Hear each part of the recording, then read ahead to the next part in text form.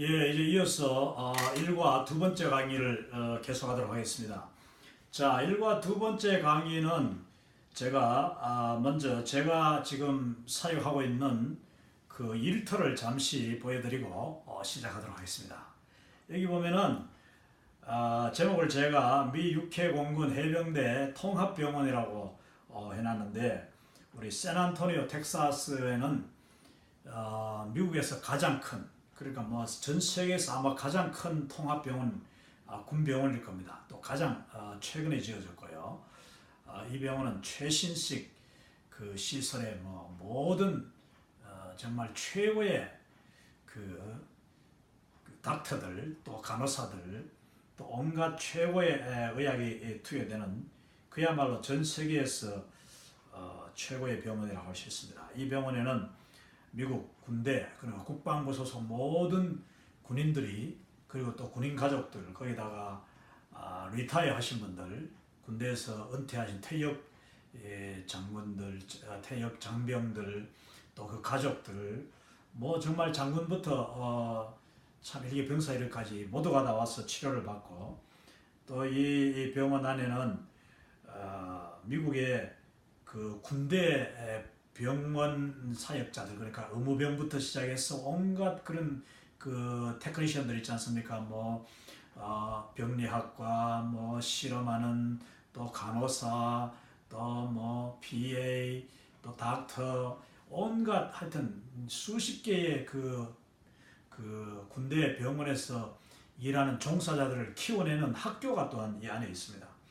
저도 2013년에 이 병원에서 레지던트, 그러니까 이 병원에서 사역하는 그 채플린들, 병원 목사를 양성하는 그 과정을 제가 정말 전국에서 딱 한 명, 예비군 중에는 한 명은 선발돼서 1년 동안 아주 좋은 대우를 받으면서 여기서 공부를 한 적이 있습니다.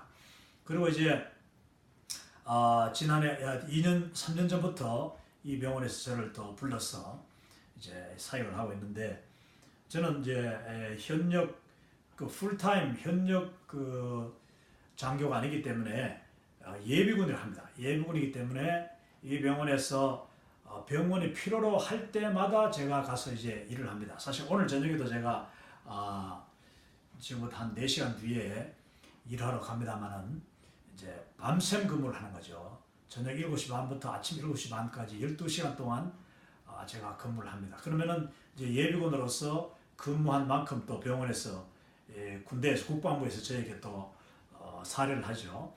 그래서 이제 예비군은 풀타임은 아니지만은 똑같은 현역 군인과 똑같은 그런 신분으로 단지 일하는 시간이 제한이 되어 있다, 그렇게 아시면 되겠습니다. 이 병원에서 제가 하는 일은 이제 그 밤에 하는 당직은 주로 그 응급실, 트라우마를 하죠. 외상센터.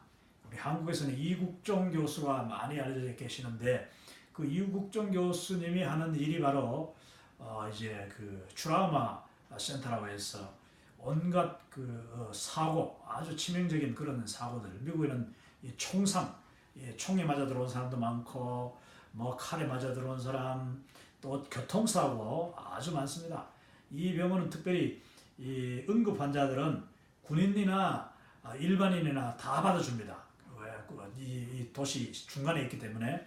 그래서 뭐 특별히 이 프리웨이, 고속도로가 하나 옆에 지나가고 하기 때문에 아주 많이 이 밤새 들어오는데, 오늘 밤에는 어떨지 모르겠습니다. 제가 그저께 밤에도 근무했는데 밤 12시간 동안 그 10건의 트라우마, 이 뭐 온갖 교통사고부터 해가지고 그냥 총 맞은 사람, 칼 맞은 사람, 이 넘어진 할머니들, 뭐 온갖 사람들이 들어왔는데, 마침 그래도 그저께는 한 명도 돌아가신 분은 없어서 제가 감사했습니다. 무척 바빴지만은 돌아가는 분이 없어서 감사했고, 오늘 밤에는 과연 또 하나님께서 어떻게 지키시고 또 부족한 종을 어떻게 사용하실지, 사람들이 응급 상황이 되고 사람들이 중환자실에서 숨이 넘어갈 때에, 또 그 각종 그 타워마다 이 병실이 다양하게 뭐 거의 이 수백 명이 있는 그런 병원이다 보니까 그들 중에서 이 목사님을 찾는 환자들이 많습니다.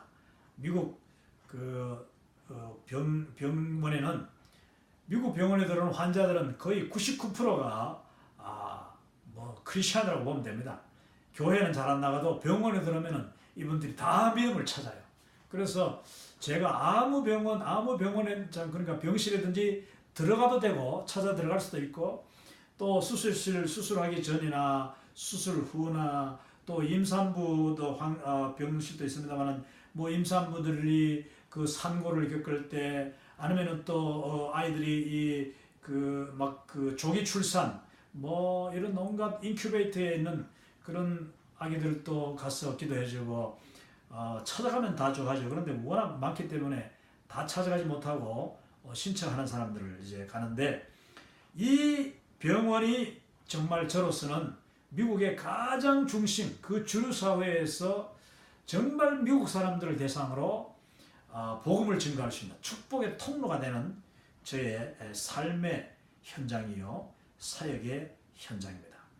또 한 가지 보여드리면은 또 다른 병원이 제가 이제 풀타임으로 이 사역을 하지 않기 때문에 저는 이 선교사로 시간만 되면 또 선교 현장에서 요청이 있으면 언제든지 제가 선교 현장을 방문해야 되고 또 지역교회 미국이나 뭐 한국이나 여러 나라에서 이제 우리 한인교회들이 이 세미나를 해달라고 합니다. 그러면 제가 달려가서 세미나를 해야 되기 때문에 이곳에서 사역을 저는 전임 사역을 제가 할 수가 없습니다. 그래서 이제 파트타임 비록 뭐 수입은 제한돼도 파트타임을 한 가지 더 하는데 그 미 육군 예비군 채플린 예비군 군목으로 뿐만 아니고 이제 이 침례병원이라고 이 샌안토니오가 미국에서 7번째, 8번째 큰 도시인데 이 도시가 아마도 한 200만 정도 되지 않는가 싶습니다. 이 광역이. 근데 이제 그 중에 병원이 뭐 수십 개가 되죠. 병원은 미국에는 많습니다. 종합병원이 제가 소속한 이 침례병원 시스템만 하더라도 종합병원이 5개가 있습니다. 제가 그 중에 2 종합병원을 이제 주말마다 두 번째 주말이죠. 격주로 한 달에 2번 정도 또 주중에도 뭐 이번 목요일 날 밤에도 제가 또 밤 근무를 하게 됩니다만은 이 병원에서 요청할 때마다 제가 가서 이렇게 환자들을 돌보고 또 임종하는 분들을 제가 가서 기도하고 또 전도하고 가족들을 돌보는 그런 이 병원 사역을 제가 하고 있습니다. 그래서 저는 이 오늘 일과 강의를 하면서 우리가 하나님 앞에 축복의 통로가 된다는 것은 참으로 어려운 일이 아니고 바로 내 삶의 현장, 우리가 속한 그 자리에서 하나님의 사랑을 나누고 복음을 나누고 우리 이웃들을 돌보는 것, 예수님의 사랑으로 돌보고 그들을 가까이 가서 친구가 되어주고 그들의 말을 들어주고 그들의 슬픔에 동참하고 기쁨에 동참하는 것이 바로 우리의 사역이라고 제가 믿습니다. 이제 이어서 그 1과 2번째 시간으로 이 성경의 핵심 구절 그리고 이 월드 크리스천 무브먼트 세미나의 핵심 구절인 창세기 12장 1절에서 4절 말씀을 곧 공부하도록 하겠습니다. 자, 그러면은 창세기 12장 1절에서 지금 여기 4절까지 제가 읽어드리겠습니다. 여호와께서 아브라함에게 이르시되 너는 너의 고향과 친척과 아버지의 집을 떠나 내가 내게 보여줄 땅으로 가라. 내가 너로 큰 민족을 이루고 내게 복을 주어 내 이름을 창대케 하리니 너는 복이 될지라. 너를 축복하는 자에게는 내가 복을 내리고 너를 저주하는 자에게는 내가 저주하리니 땅의 모든 족속이 너로 말미암아 복을 얻을 것이라 하신지라. 이에 아브라함이 여호와의 말씀을 따라 갔고 그의 조카 롯도 함께 갔으며 아브라함이 하란을 떠날 때에 75세였더라. 아멘. 자, 이 말씀을 우리는 이 월드 크리스천 무브먼트 퍼스펙티브 세미나의 핵심 구절이라고 합니다. 첫 번째 시간에 얘기했습니다만은 이 1절에서 11절, 창세기 1절에서 11절을 그 성경 전체의 서론으로 보고 이 12장 1절에서 3절 내용을 성경의 핵심 구절, 주제가 되는 구절, 하나님의 목적과 하나님의 언약이 담겨 있는 구절로 그렇게 우리가 설명하고, 이어서 이제 12장 4절 이하는 요한계시록 22장 마지막 절까지 이 본문 말씀이 하나님의 축복과 하나님의 언약과 이 하나님의 그 약속이 과연 어떻게 이루어지는가, 하나님의 그 목적, 이 축복의 목적이 어떻게 하나하나 이루어지는가를 이제 자세하게 설명하는 그런 내용이다. 이 퍼스펙티브 서문화는 그렇게 설명합니다. 그러면 이 12장 말씀을 제가 지금 도표로 그려봤는데 이렇게 됩니다. 자, 성경의 핵심 구절, 이 창세기 12장 1절에서 3절을 보면은 하나님의 약속은 하나님의 목적을 계시한다. 이 말이 뭐냐면은 이 창세기 12장 1절에서 3절을 우리가 아브라함의 언약이라고 합니다. 아브라함의 언약. 하나님과 아브라함 사이에 맺어진 약속이죠. 언약. 근데 그 언약은 곧 축복을 가득 담고 있고 그 축복과 함께 목적을 담고 있습니다. 하나님이 우리에게 주신 축복이 있을 때는 반드시 그 축복을 주신 이유가 있는 거예요. 목적이 있는 것이죠. 자, 그러면은 이 내용을 이제 밑에 설명을 좀 해놨는데, 먼저 이 지금 월터 카이저라는 분을 제가 설명을 하려고 합니다. 월터 카이저 박사님은 이 글을, 제가 지금 설명하는 이 글을 쓰신 분이에요. 그래서 이 퍼스펙티브 책에는 약 170개 이상의 소논문 또는 한 책을 요약해 놓은 그런 그 요약 논문, 그래서 170개 이상의 아티클이 담겨 있는데, 그 중에 아까 제가 먼저 말씀드린 존 스타트 목사님의 살아계신 하나님은 선교하시는 하나님이다 하는 내용, 그 하나님은 또한 어떤 하나님인가, 왜 하나님은 선교 하나님인가, 그런 내용들을 설명했는데, 지금 이 본문 그 창세기 12장 1절에서 4절을 설명하는 내용은 존 스타트 목사님도 이 부분을 설명을 하고 있습니다만은 제가 월터 카이저 박사의 글을 이제 요약을 해가지고 주로 강의 시간에 이렇게 설명합니다. 이 월터 카이저는 고든 코넬 대학원이라는 신학 대학원이 있죠. 매사추세츠주에 있습니다. 동부죠. 동부에 있는데 이 그 고든 코넬 신학교가 한국에서도 많은 유학생들, 목사님들이 많이 와서 공부를 하는 아주 복음주의적이고 또 학문적이고 굉장히 수준이 높은 그런 학교라고 할 수 있습니다. 이 월터 카이저 박사는 그 고든 코넬에서 가르치기 이전에도 시카고에 있는 이 트리니티 신학대학원 테올로지컬 세미나리, 또 그전에는 또 위튼 칼리지, 여러분 위튼 잘 아시죠? 그 시카고에 있는 유명한 미국 기독교 대학입니다. 이 학교에서 주로 구약을 가르치는 구약의 전문 학자이신데, 이분이 이 퍼스펙티브 세미나, 월드 크리스천 무브먼트, 세계를 품은 그리스도인 운동에 아주 기초가 되어지는 성경적인 그런 근거들을 지금 여기 제시하고 있는 것입니다. 자, 월터 카이저 박사와 존 스타트 목사님, 이분들의 그 설명에 의하면은 창세기 12장 1절에서 3절 이 본문이 그 성경 전체의 핵심 구절일 뿐만 아니라 하나님의 구원 계획, 하나님의 선교, 그리고 더 나아가서는 하나님이 우리 그리스도인들을 세계를 품고 살아가도록 하는 월드 크리스천 무브먼트, 이 세계를 품은 기독교인 운동의 아주 핵심적인 그런 근거가 된다. 자, 왜 그러냐 하면 여러분, 이 본문에 보면은 첫 번째 12장 그 1절 이하에 하나님이 아브라함을 부르시죠. 그러니까 아브라함이 그 순종하여서 이제 가는데, 아브라함과 하나님과의 그 언약 약속 관계입니다. 거기서 하나님이 아브라함에게 약속을 하셨어요. 그 약속이 뭐냐면 바로 축복을 하신 것입니다. 자, 너는 너의 친척과 본토와 고향과 아버지의 집을 떠나 내가 너에게 지시할 땅으로 가라. 아직 그 땅이 어딘지 몰라요. 어느 방향인지도 모릅니다. 근데 내가 너에게 지시할 것이다. 이 말은 곧 내가 너를 한 발자국 한 발자국 인도할 것이니 너는 지금부터 나를 따라 고향을 떠나 너의 아버지의 집을 떠나고 너의 친척들을 다 떠나라. 무조건 나만 믿고 나를 따라가자. 그러면 내가 너에게 약속의 땅을 주겠다. 자, 거기서 너가 어떤 복을 받게 되느냐 하면은 여기 보니까 내가 너로 큰 민족을 이루리라. 한 사람 아브라함을 보고 하나님이 지금 뭐라고 하냐면은 내가 너로부터 시작해서 너 한 사람에게서 큰 민족, great nation이 형성되도록 축복해 주시겠다. 이게 얼마나 멋있는 축복입니까? 그 두 번째는 내가 너에게 복을 줄 것이다. 복을 주는데 너가 바로 복이 될 것이다. 전에 우리 옛날 한글 성경에는 복의 근원이 되겠다고 했어요. 복의 근원. 너가 축복의 근원이 되도록 만들어주겠다. 너로부터 축복이 시발되도록, 너로부터 축복이 시작되도록 네 자신이 바로 복이 되도록 만들어주겠다. 또 너의 이름을 창대케 하겠다.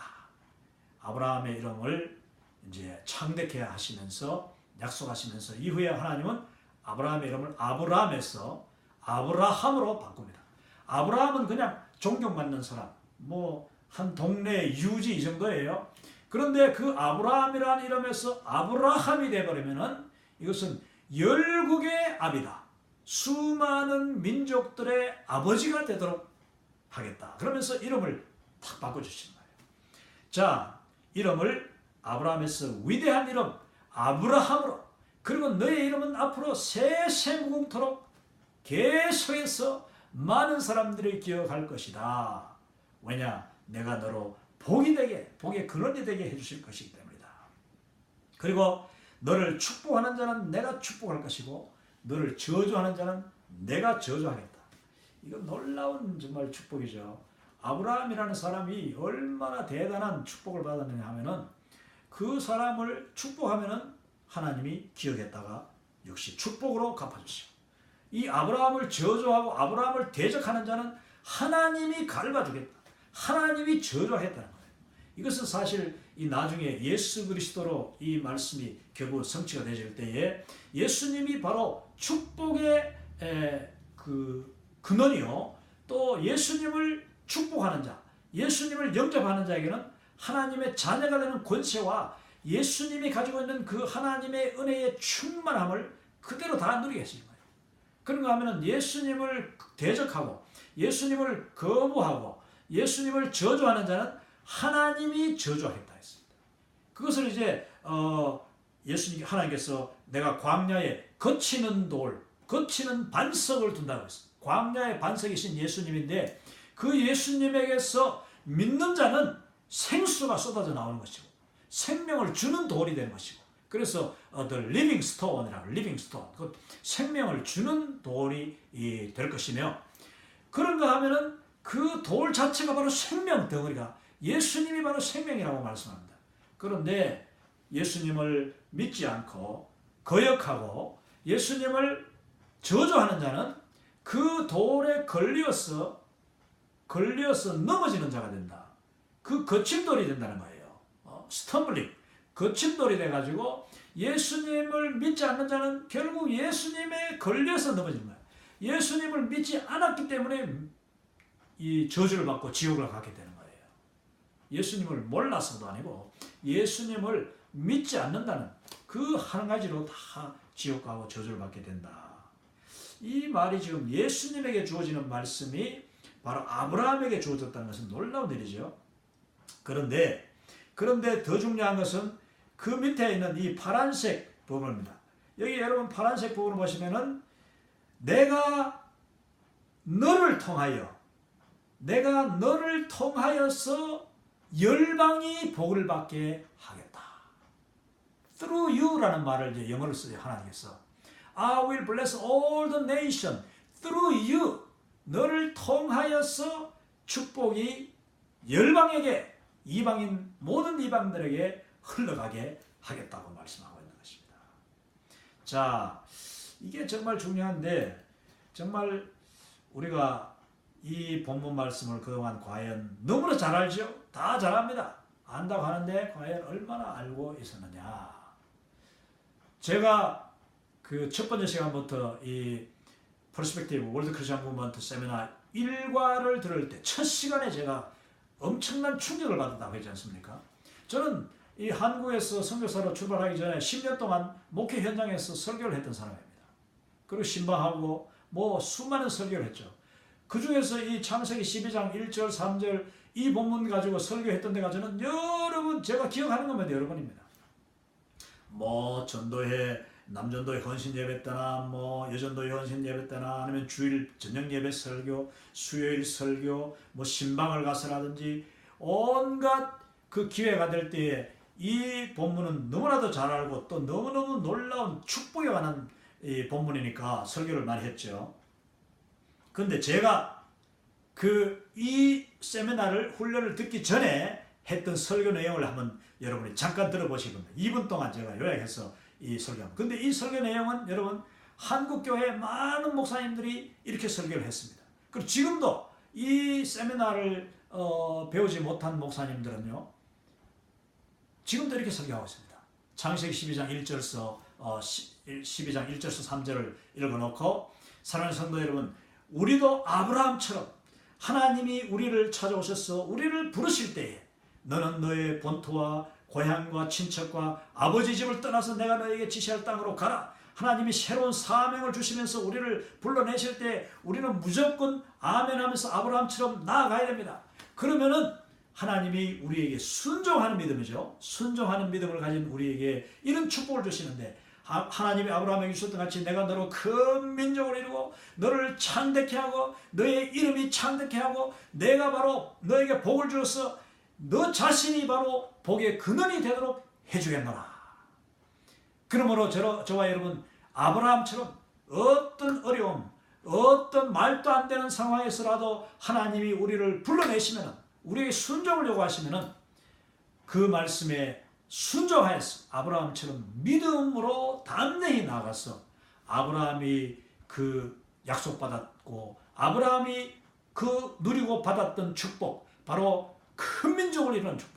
우리가 비록 예수님을 이제 금방 믿은 사람도 있지만 내가 예수님을 열심히 믿으면 바로 우리가 큰 민족, 우리 집안이 잘 되고 자녀가 잘 되고 하는 일들이 다 잘 되어서 아브라함처럼 축복을 받게 될 것이고 또 아브라함처럼 복이 될 것이고 또 아브라함처럼 창대케 될 줄로 믿습니다.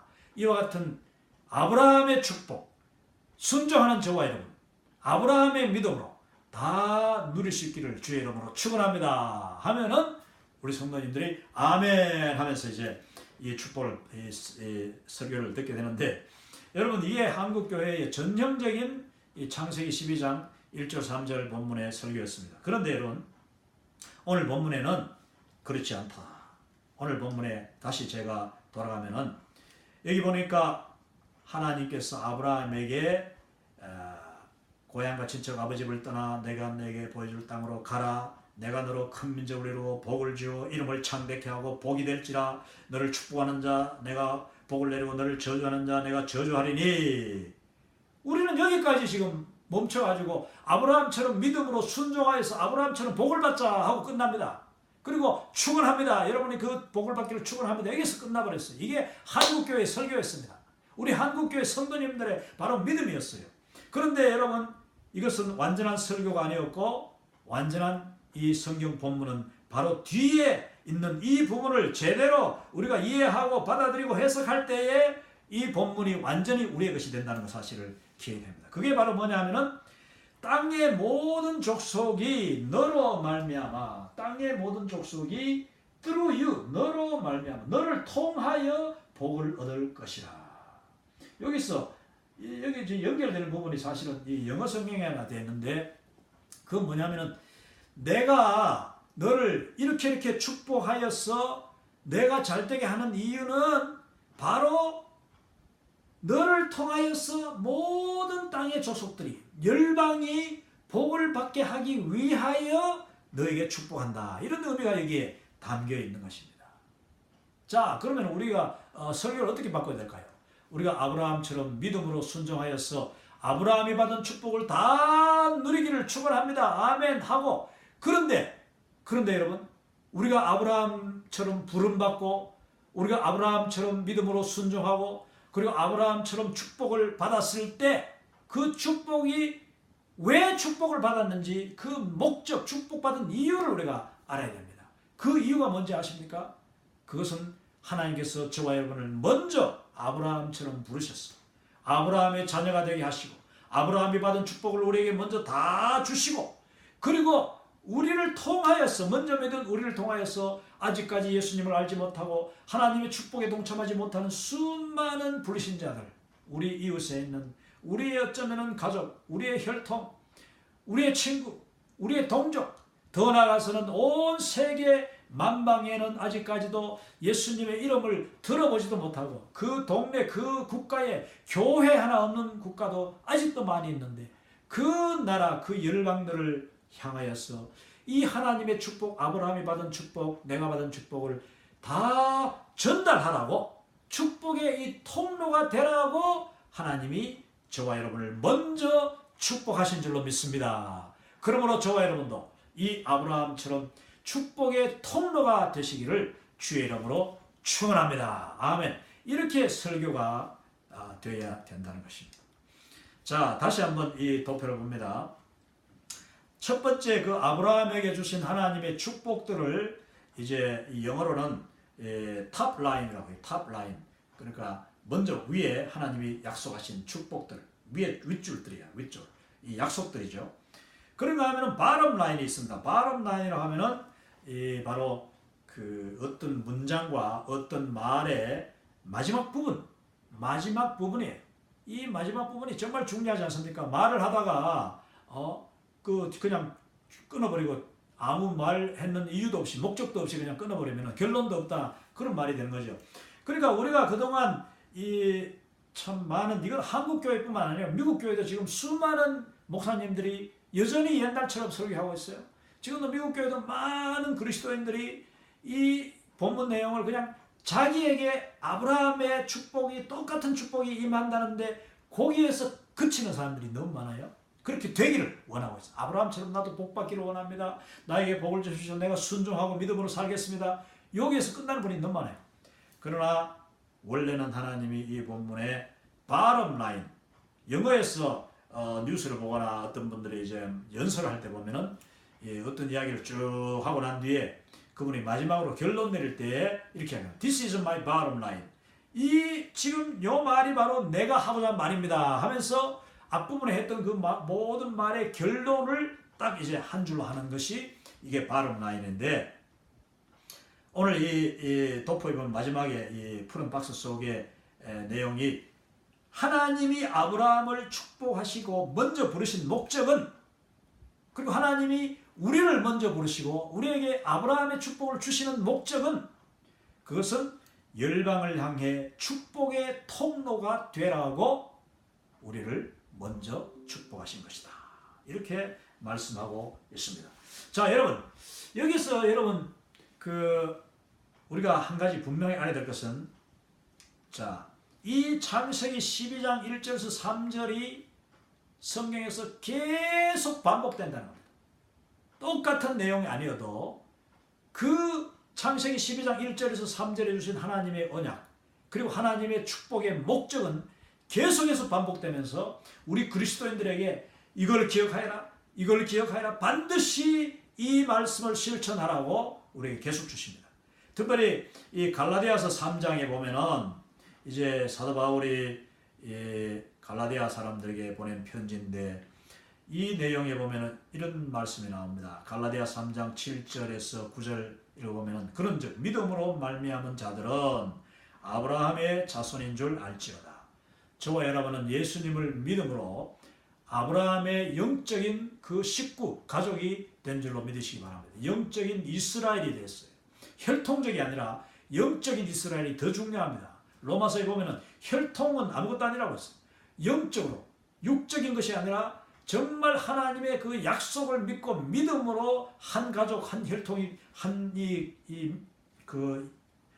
같은 이 믿음의 사람이 된다는 것은 너무나도 중요하다고 했습니다. 여기 보니까 또 하나님이 이방을 믿음으로 말미암아 의로 정하실 것을 성령이 미리 알고, 이 성경이라는 것은 이제 구약의 모세오경인데 성령이 미리 알고 먼저 아브라함에게 복음을 전하되, 여러분 창세기 12장 1절에서 3절 하나님의 아브라함을 찾아오신 것을 그리고 아브라함에게 언약을 주시는 것을, 축복을 약속하시는 것을 뭐라고 하냐면 복음이라고 했다. 복음. 성경이 아브라함에게 복음을 전하되 했습니다. 이 성경이라는 것은 하나님의 말씀인데요. 하나님의 말씀이 아브라함에게 어느 날 환상 가운데 하나님의 음성으로 또 어떻게 들렸는지 우리 정확하게 모르지만 아브라함에게 임했어요. 그 말씀이죠. 말씀이 임했는데 그게 복음이라고 했습니다. 복음을 전하되 모든 이방인이 너를 말미암아 너를 통하여 복을 받으리라 이렇게 말했다. 이게 바로 창세기 12장 1절에서 3절 말씀이에요.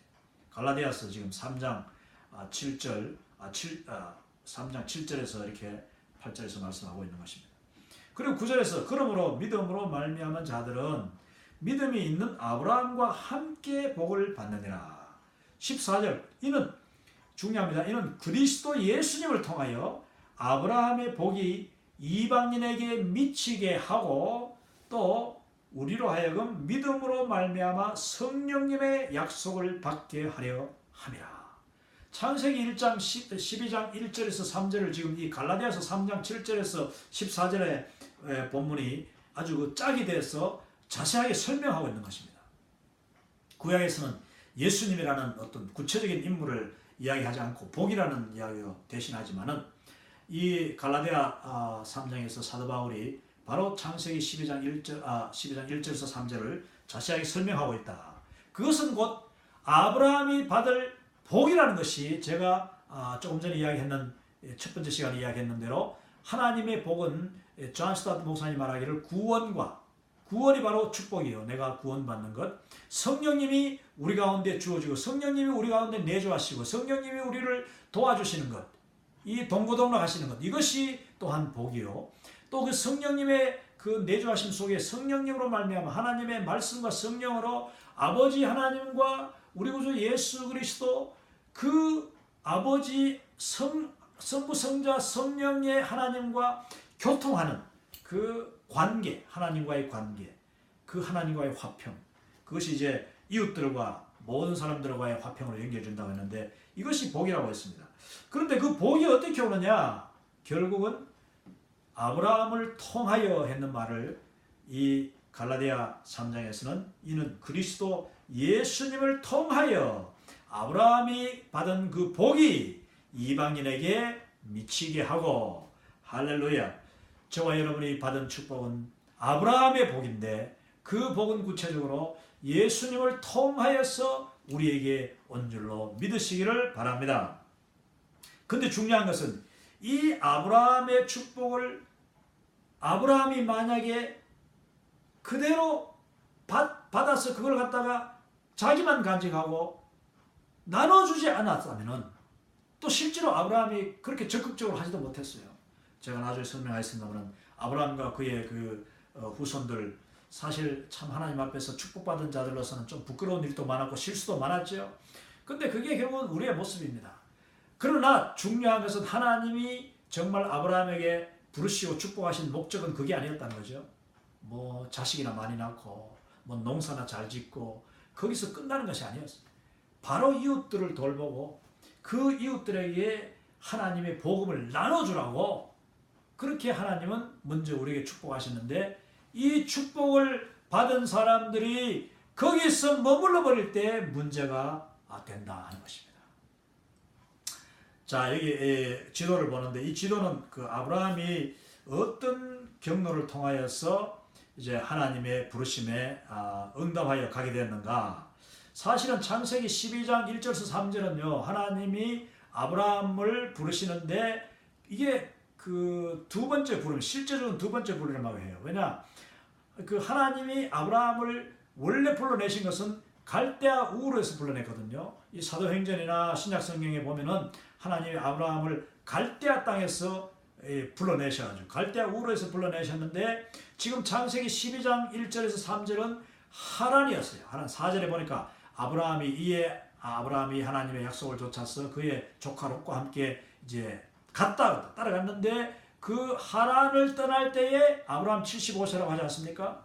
사실 그러나 아브라함이 원래 이 하나님의 똑같은 이 명령, 이 음성을 받은 것은 기록은 여기에 나와 있지만은 그 전에 이미 이 갈대아 우르에서 이 명령을 받고 약속을 받고 말씀을 따라서 이제 아브라함이 이 갈대아 우르는 오른쪽 밑에 있는 이곳입니다.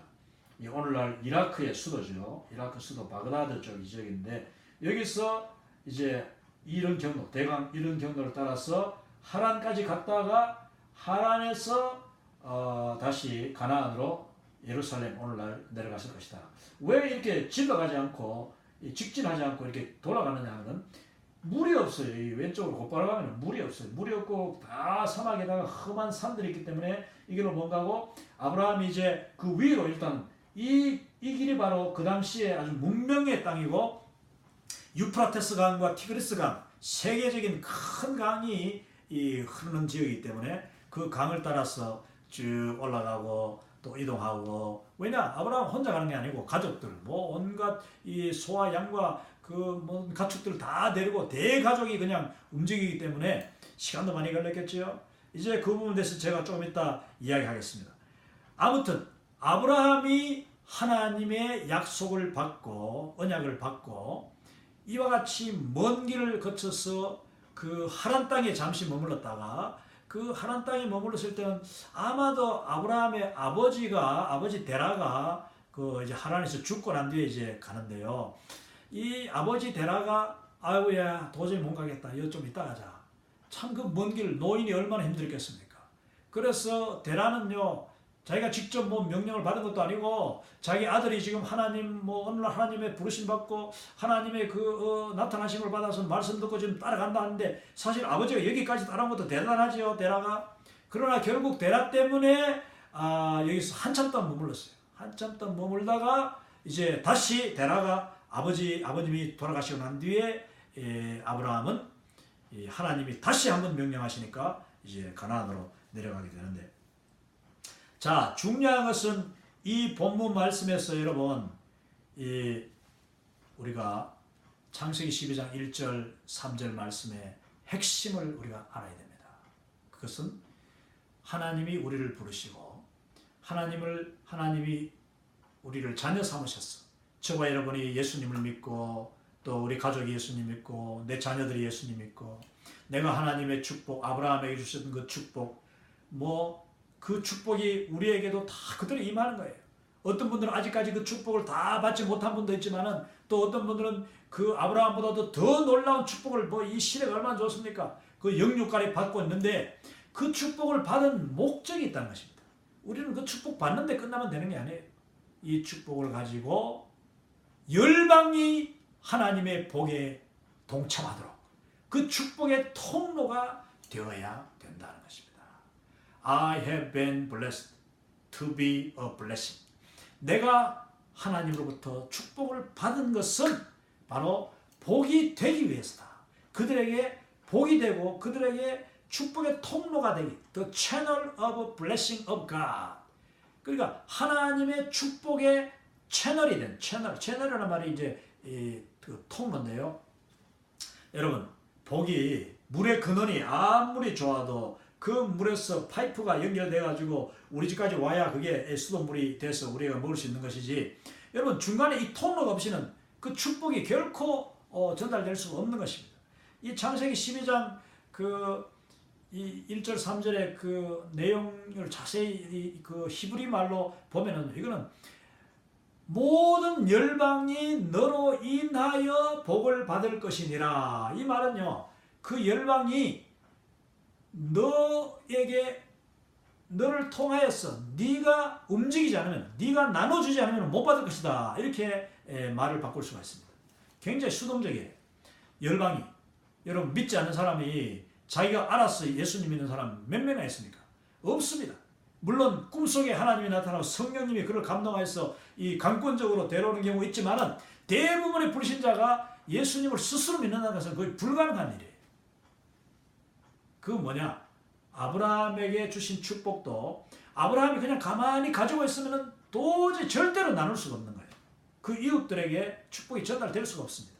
그러니까 모든 아직 예수님을 믿지 못하는 사람들은 사실은 우리에게 달려있는 거예요. 그들의 생명이 우리에게 달려있는, 그들이 절대로 자기들이 스스로가 나올 수 없는 거예요. 우리에게 달려있다. 내가 축복의 통로가 되어서 내가 물이 하나님의 축복의 생수가 흐르도록 그 파이프를 갖다 대야지 그들에게 물이 콸콸 흘러가는 것이지, 그들에게 소개하지 않고 그들에게 하나님의 축복을 갖다 주지 않는 이상은 절대로 받지 못한다니까요. 제가 지금까지 이 세미나를 인도하면서 정말 많은 분들이 헌신하고, 또 그분들이 뭐 예수님을 처음 믿는 분들이 아니에요. 그래서 우리는 제2의 헌신이라고 합니다. 예수님을 이미 믿고 또 교회 생활을 통해서 성장하면서 교회에서 봉사도 잘하고 충성하고 헌금도 잘하고 또 하나님의 받은 축복을 계속 정말 엄청나게 축복을 받으면서 누리는 사람들이에요. 대부분 다. 근데 그분들이 이 말씀에 딱 부딪히면 어떻게 되느냐면은, 아이고 목사님, 제가 지금까지 하나님을 믿어온 것은 순전히 나 자신만을 위해서 믿었다는 것을 제가 알게 됐습니다. 내가 그동안 새벽 기도를 나가도 기도하기를, 하나님 새벽 기도 그냥 뭐 한 30분 1시간 기도할 때 대부분은 그냥 하나님 내 자녀 잘 되게 해주세요, 건강 주세요, 제가 아픈 거 고쳐주세요, 우리 애 건강하게 해주세요, 우리 아이 대학 가서 잘 공부하게 했어요, 뭐 온갖 자녀를 위한 거, 그 다음 자기 비즈니스, 제가 가게를 했는데 지금 뭐 잘 되고 있어서 감사합니다, 더 잘 되게 해줘서, 이렇게 자기의 기도만 90% 100% 했다는 거예요. 그러다가 어쩌면은 조금 생각나면은 뭐 선교사님 뭐 기도하고, 또 자기 잘 아는 뭐 교회에 있는 사람 기도하고, 우리 교회 목사님에서 기도하죠 또. 자, 그런데 그 장로님들, 정말 이 세미나를 통해서 도전받은 분들의 하는 이야기 뭐냐면은, 제가 지금까지 예수님 믿었는데 너무 부끄럽습니다.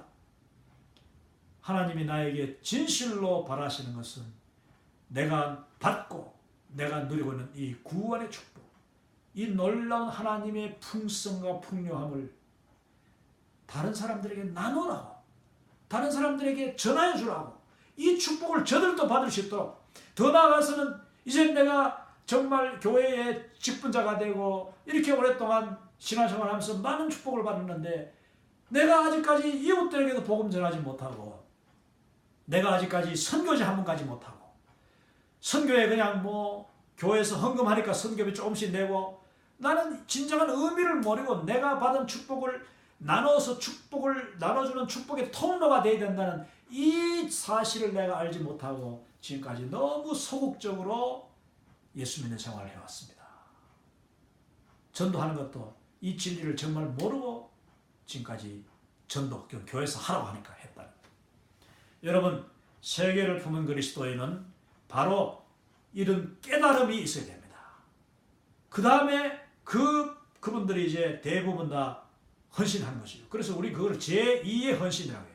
첫 번째 헌신은 예수님을 믿고 영접할 때 내 몸을 드리고 내 삶을 드리고 내 생명 죽게 드리는, 그래서 하나님의 자녀가 되는 그 헌신이라면은, 두 번째 헌신은 내가 받은 이 축복을 정말 나눠주는 축복의 통로로서의 삶을 내 평생 살겠습니다. 선교에 헌신하고 복음에 헌신하고 온 세계를 가슴에 품고 기도하는 자가 되겠다. 이게 바로 제2의 헌신, 세컨드 커미트먼트예요. 세컨드 커미트먼트. 여러분, 지금까지 여러분이 과연 어떻게 예수님을 믿어왔습니까? 예수님을 믿고 받은 그 축복을 과연 어떻게 간직하거나 아니면 어떻게 나눠줘 왔습니까? 물론 여러분이 헌금도 잘하고 11조하고 성경금도 감사헌금도 하고 또 주변에 구제도 하고 많이 했는 줄 압니다. 그러나 이제는 그냥 그 자기 한 사람만, 자기 가족, 내 비즈니스, 내 자녀들만 위한 기도에서 머무는 그런 폭이 좁은 크리스찬이 되지 마십시오. 거기서 벗어나십시오. 한마디로 동네 기독교인에서 벗어나야 된다. 동네 기독교인. 뭐 축구도 동네 축구가 있고 뭐 월드컵 축구가 있지 않습니까? 우리가 정말 그리스도인이라면은 내가 받은 이 축복을 온 세계 열방을 향하여서 정말 이 넥타이를 왜 이 글로브 전 세계 지도가 들어지는 넥타이를 왜 맵니까? 이것은 내가 이 지도를 볼 때마다 내가 아는 나라 모르는 나라, 가본 나라 가보지 못한 민족, 만나지도 못한 사람들을 위해서 기도하려고 제가 이 넥타이라도 그렇게 매는 건 아니겠습니까?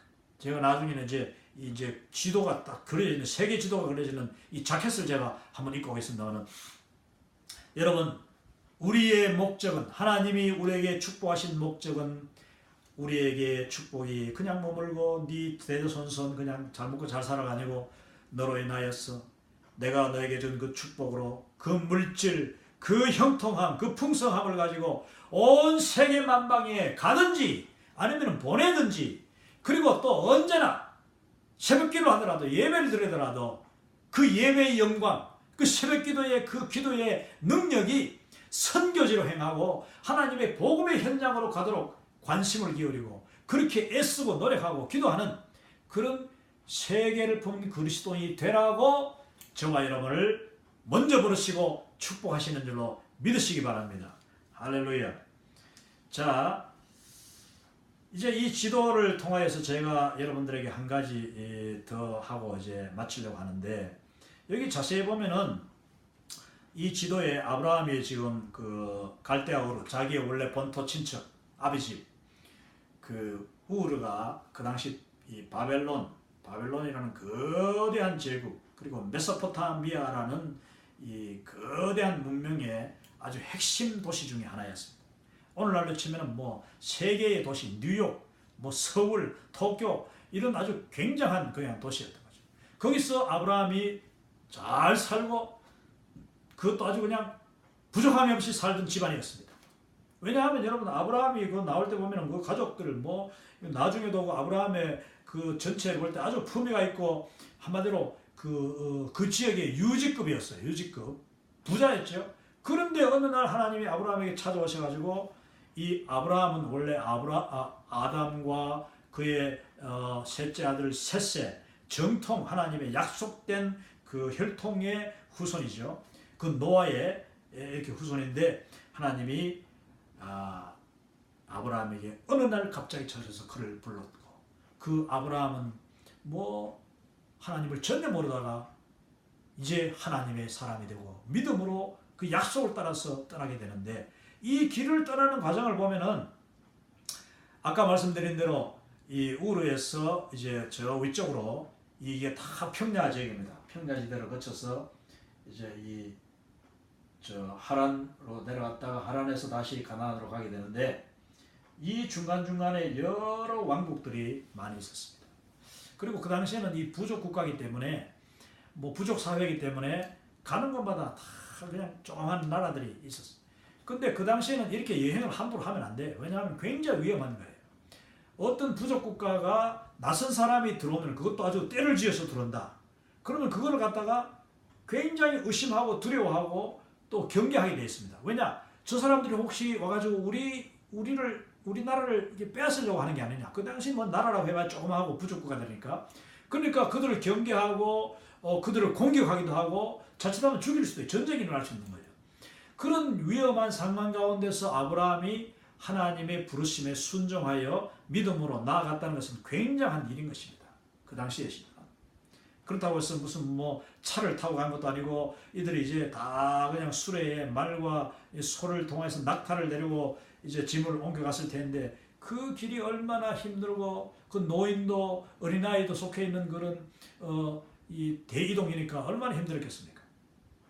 근데 이들이 이제 이 경로를 거쳐서 가는데, 이 가는 과정에 뭐가 있느냐 하면은 유프라테스 강이 여기 흐르고 또 티그리스 강이 위에서부터 내려옵니다. 저 위에서 이렇게 내려오고 유프라테스 강이 흘러서 이 밑으로 페르시아만으로 이제 흘러가는데, 이 유프라테스 강과 티그리스 강이 만나는 이 지역이 바로 비옥한 아주 그 삼각주 비옥한 옥토가 됩니다. 그 땅을 이제 메소포타미아라고 해요. 메소포타미아. 인류 문명이 최초로 일어났던 문명이, 사실은 우리가 성경학자들이, 고고학자들이 거의 통일되는 의견이 뭐냐 하면은 에덴 동산이 바로 이 중심에 있었다. 이 메소포타미아 지역, 이 지역에 에덴 동산이 있었을 것이다. 왜냐? 그만큼 이 지역이 비옥한 땅이었거든요. 그런데 하나님은 그 아브라함을 거기서 불러내시는 거예요. 불러내가지고 내가 너에게 지시할 땅, 뭐 지도를 보면서 다 가르쳐 주신 것도 아니고 내가 널 어디까지 가겠다 하는 것도 아니고 그냥 아무것도 모른 채 그냥 따라만 오라. 그래서 순종을 요구하신 것이죠. 그래서 이들의 아브라함의 순종은 대단한 것인데 여기서 이제 히브리인이라는 이름이 나옵니다. 히브리인. 자, 히브리인이라는 이름을 우리가 한번 공부할 때에 이 아브라함의 받은 축복 그리고 그 축복이 우리에게 어떻게 지금 면면이 내려오고 있는가. 우리의 이 영적인 영성 속에 우리 혈통이 아니에요. 우리의 믿음 속에 내가 가지고 있는 이 믿음은 아브라함이 가졌던 믿음인데 이 믿음의 사람들은 과연 어떻게 살아야 되느냐. 아브라함과 그 이스라엘의 옛사람들이 살았던 그 믿음 그 정신 바로 히브리인의 정신입니다. 히브리인 정신. 제가 1994년도에 이제 대구 서문교회에서 6년 동안 있다가 대구 동부교회로 이제 가게 됩니다. 서문교회에서 그 당시에 정말 대구에서 그 이상근 목사님 그리고 이성헌 목사님 이 어른들이 대단하신 분들이었죠. 대단한 최고의 설교가들이었는데 이제 그 이성헌 목사님 사역 밑에서 그 설교를 들으면서 목회를 지도받으면서 이제 6년 동안 사역하다가 이제 이성헌 목사님이 은퇴하실 때가 다 돼가고 김덕신 목사님이 대구 동부교회가 이제 크게 부흥하면서 김덕신 목사님이 이제 총회장, 부총회장으로 이제 참 크게 쓰임 받고 하는 그때인데 감사하게도 부족한 저에게 동부교회로 와달라 하는 그런 이제 청명이 들어왔습니다. 그래서 정말 또 이 시대에 하나님이 귀히 쓰시는 그 위대한 설교가 정말 김덕신 목사님 아주 기도 많이 하시는 그런 어르신인데 이제 그 교회로 갔습니다.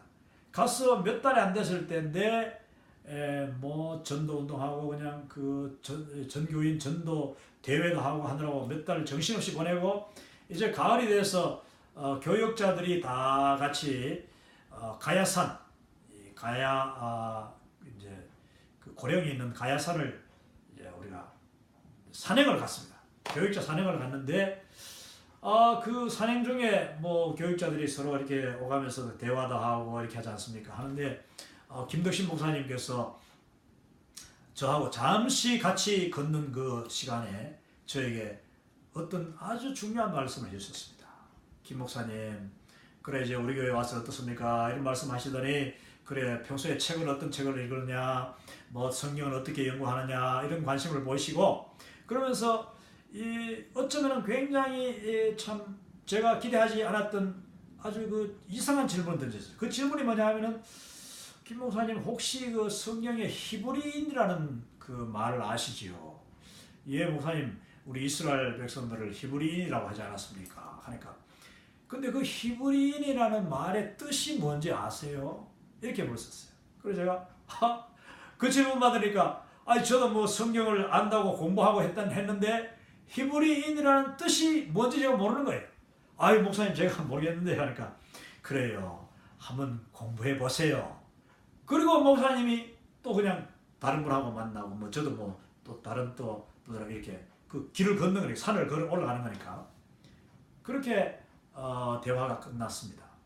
그런데 여러분 그 목사님의 질문이 저의 머릿속에 탁 박혀서 이제 동부교회 제가 부교육자로 3년 또 그리고 그 뒤에는 이 파송 선교사로 국제-OM 배를 타고 3년 6년 동안 동부교회가 대구 동부교회가 저를 이제 후원하고 기도해 주셨는데 그 6년뿐만 아니라 그 이후에도 계속해서 저는 그래 히브리인이라는 뜻이 뭔지 제가 목사님하고 뭐 비록 헤어지고 난 뒤에도 내가 답을 찾아야 되겠다 하는 그런 생각이 들었습니다. 그리고 계속 이제 뭐 기회 날 때마다 도서관에 갈 때마다 책만 있으면 제가 찾아가지고 히브리인 나는데 생각보다 그 히브리인이라는 말의 의미가 잘 나오지가 않아요. 성경에도 히브리인이라는 그 말의 의미가 구체적으로 제대로 나온 데가 잘 없습니다. 아주 분명히 나온 데가. 그런데 하나님께서 저에게 정말 관심이 있고 계속해서 연구를 하니까 그 뜻이 이제 깨달아지게 해주셨는데, 자, 창세기 14장 13절에 보면은 일단 히브리인이라는 말의 첫 등장이 나옵니다. 이 용어가 처음 나오는데, 아브라함이 그의 그 조카 롯이 그 이웃 사람들에게, 아말렉입니까? 사람들에게 잡혀갔을 때에 그 사람들을 이제 그 롯과 그의 가족을 구하기 위해서 아브라함이 자기의 그 사병들, 자기의 군사들을 데리고, 그러니까 아브라함이 그 당시 벌써 큰 그 하나의 그 지역의 유지였죠. 자기 병사들이 있었으니까 그들을 데리고 가서 이제 그 롯을 이제 구하러 갔는데, 그때 바로 아브라함에게 사람들이 그 아브라함을 부르면서 했는 말이 뭐냐면은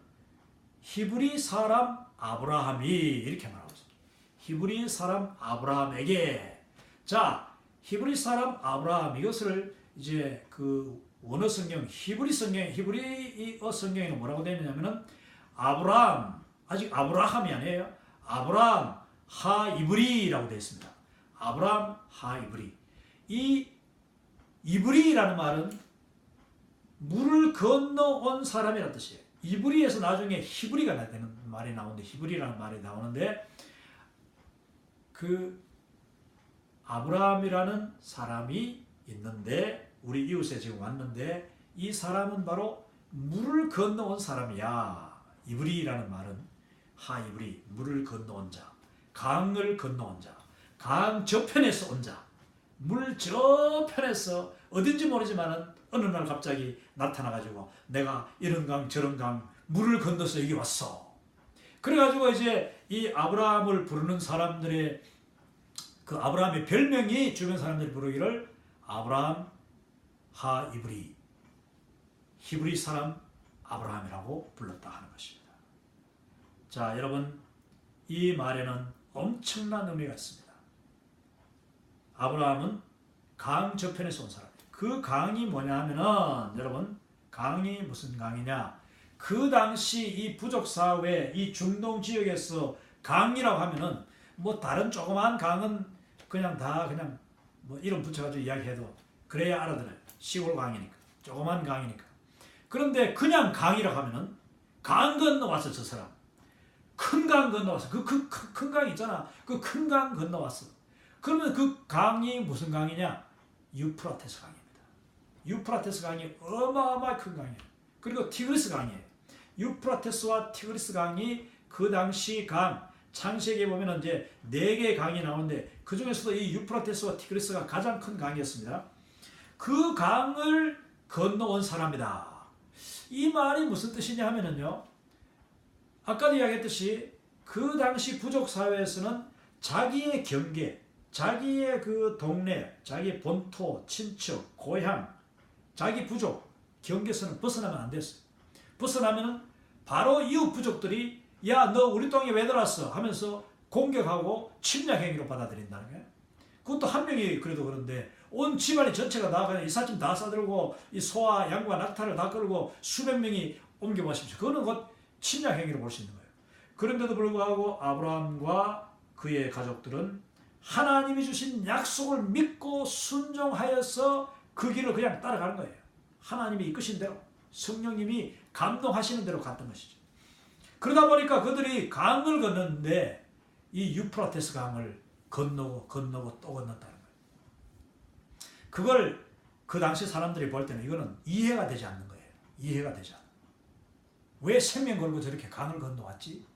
왜 그 위험을 무릅쓰고 그 강을 건너왔지?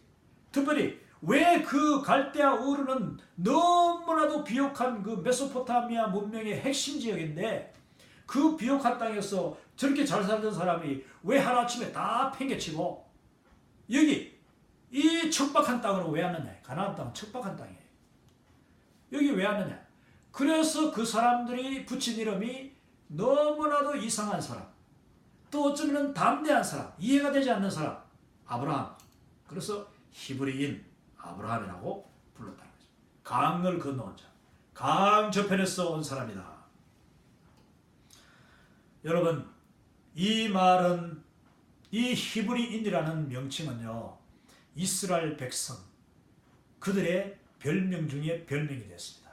이제 나중에 지금도 뭐 히브리인들, 히브루라고 하면은 이스라엘 사람들을 부를 때 히브리인이라고 부르는데, 그 이스라엘 백성들이 가진 히브리인이라는 그 명칭의 의미가 뭐냐? 그걸 자세히 알 수 있는 게, 제가 이제 성경을 연구하다가 보니까 이 여호수아 24장 1절서 15절 내용입니다. 우리가 여호수아 24장 15절 말씀은 다 기억합니다. 오늘날 네가 이방 신을 택하든지 여호와 하나님을 택하든지 너희들이 오늘날 택하라. 오직 나와 내 집은, 지금 여호수아가 마지막 설교하는 거예요. 오직 나와 내 집은 여호와 하나님만 섬기겠노라. 이게 유명한 구절이죠. 여호수아 24장 15절. 근데 그 앞부분에 보면은 그 결론을 이야기하기 전에 이 여호수아가 이스라엘 백성들을 다 모아놓고, 지금 너희들이 하나님의 백성이고 하나님의 사명받은 백성인 것을 이제 그 설교를 해요. 설교를 하는데, 이 여호수아의 마지막 설교, 그 고별 설교 내용 가운데 히브리인이라는 의미가 다 담겨 있습니다. 거기 여호수아 14장 1절서 15절 사이에 보면은, 24장 1절서 15절에 보면은, 강 저편에, 너희 옛 조상들이 강 저편에 있을 때에 하나님께서 너희 조상들을 강 저편에서 이끌어내어 그 강 저편이 8번이나 나와요. 8번.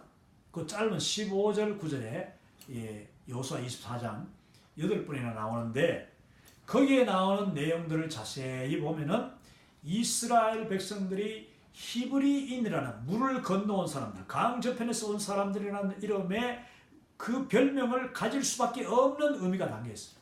첫 번째, 이스라엘 백성들이 히브리인이 될 수 있었던 것은 우리가 방금 이야기한 아브라함, 그들의 조상 아브라함이 담대히 믿음으로 순종하여서 유프라테스 강을 건너고 티브리스 강을 건너고 정말 하나님의 순종하여서 그 강을 그냥 믿음으로 건넌 거예요. 건너면 그 건너편에 바로 죽음이 있을 수도 있는데, 뭐가 있는지 아무도 모르는 상태에서도 오직 하나님만 믿고 순종하면서 건넜습니다. 그것을 우리는 결단의 강이라고 할 수 있습니다. 결단의 강. 하나님이 부르심에 결단하지 않고는 아브라함이 결코 하나님의 축복의 사람이 될 수가 없었죠. 여러분, 오늘날 우리가 교회에 나와서 많은 분들이 이 예수님을 영접하기 전에 결단이 필요합니다. 특별히 우리 지금부터 100년 전 저희 이 증조부, 이 외증조부 이런 분들이 예수님을 믿을 때는 정말 결단이 필요했어요. 왜냐, 그 집안, 동네, 가문이 다 반대하고 이걸 이상하게 생각하니까, 무슨 이런 그 서양, 이 서학, 이 야수교를 갖다가 믿느냐, 핍박도 심했죠. 이 아브라함이 아마도 자기의 고향 친척 아비 집을 떠날 때의 그런 핍박이 분명히 있었을 것입니다. 그런데 아브라함은 하나님을 주시는 약속, 언약을 믿고 순종하여 믿음으로 하나님을 따랐단 말이에요. 그래서 그 유프라테스 강을 건널 때에, 그 큰 강 유프라테스 강을 건넌 것은 이스라엘 백성들에게 결단의 강이요, 이스라엘 민족이 되는 놀라운 그 축복의 그 아주 시발점이 되었다 하는 것을 알 수 있습니다. 그래서 이제 히브리 사람이 탄생한 것이 히브리인 아브라함. 근데 하나님께서는 이 아브라함이 가졌던 그 믿음을 똑같이 그의 후손들 똑같이 가지도록 하기 위해서 또다시 물을 건너게 하십니다. 히브리인은 물을 건넌 사람들이죠. 자, 두 번째 이스라엘 백성들 역사상에 건넜던 물이 무슨 물이겠습니까? 여호수아 24장에 보면은요, 두 번째 물은 바로 홍해를 가르친다고 합니다. 여호수아는 너희 조상들이 애굽에서 400년 동안 노예로 신음하고 있을 때에 하나님께서 너희 조상들을 홍해에서 불러내어 그 광야로 인도하셨고, 이제 광야를 지나서 우리는 이 요단강 앞에까지 왔다고 지금 이 여호수아가 말하고 있는 것입니다.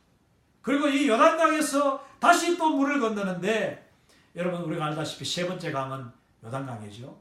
요단강을 건너서 이제 가나안 약속의 땅으로 들어가는 그 과정들을 여호수아가 아주 구체적으로 설교하는데, 그 여호수아의 고별 설교는 이와 같이 물을 건너 강을 건너는 이야기를 하면서 이스라엘 백성들의 그 아이덴티티, 그들의 그 신분의식, 너희들이 어떤 사람들인가, 어떤 민족인가 하는 것을 보여주고 있는 것입니다.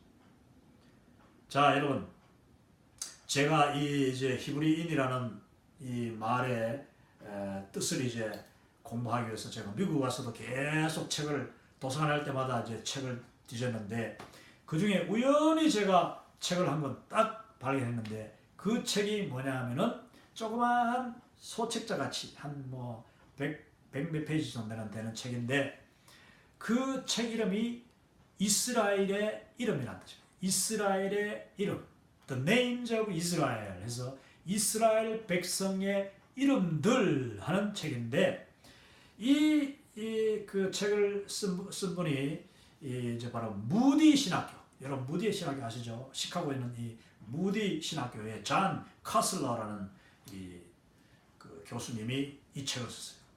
이분은 성경학자인데 자기가 성경을 쭉 연구하다가 이스라엘 백성들이 가지고 있는 온갖 이름이 많더라는 거예요. 그 이름들이 다 의미가 있는데, 그분이 써놓은 그 책을 쭉 읽다가 제가 히브리인이라는 의미를 제가 딱 발견했는데, 거기 보면은 이 카슬러 교수가 했는 히브리인이라는 말의 뜻이 뭔가, 거기도 역시 강 저편에서 온 사람들이다. People from beyond the river. 그러니까 강 저편에서 강을 가로질러 온 사람들이다. 또 다른 말로는 people crossed the rivers, the waters. 그러니까 강을 가로질 뿐만 아니라 또 물을 건너지는 사람들. 물이라는 말은 강뿐만 아니고 바다도 포함되는 거죠. 그리고 여러분, 이 카슬러 교수가 히브리인의 말의 의미가 바로 강을 가로질러 온 사람들, 건너온 사람들, 물을 가로질러 온 사람들이다. 그 물은 홍해다, 홍해. 홍해 바다를 가로질러 오면서 히브리인이라는 그 이름이 의미가 점점 더 분명해지고 또 확대되었다는 것을 우리가 알 수 있는 것이죠. 자, 하나님께서는 이스라엘 백성들에게 이와 같이 강을 가로질러라. 첫 번째 결단의 강, 유프라테스를 건너라.